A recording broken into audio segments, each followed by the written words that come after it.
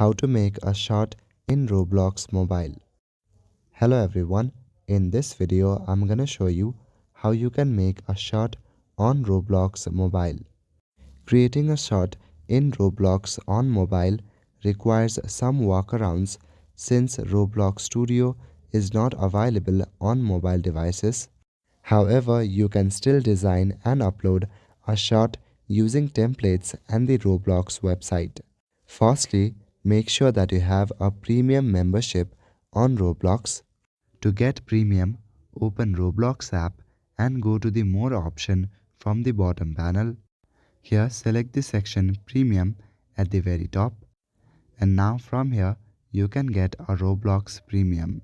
To create shots, you need a Roblox Premium subscription.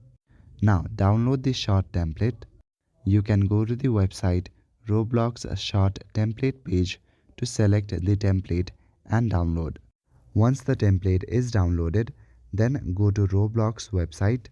On your mobile, open desktop site, then select your template and upload it. So that is it for this video. I will see you in the next one. Thank you.